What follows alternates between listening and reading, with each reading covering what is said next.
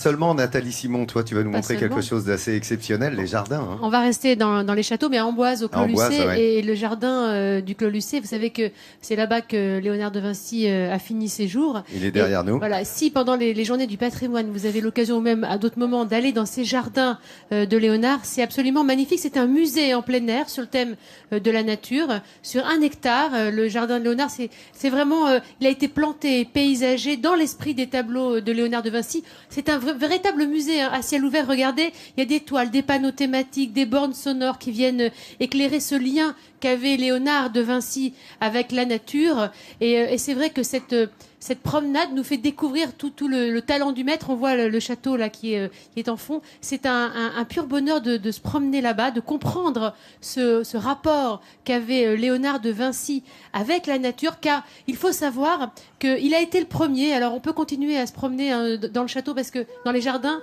il y a tout ce côté musée, mais il y a aussi un côté botanique très important, car Léonard de Vinci, il a été le premier, par exemple, à deviner le rôle du soleil dans la croissance des plantes.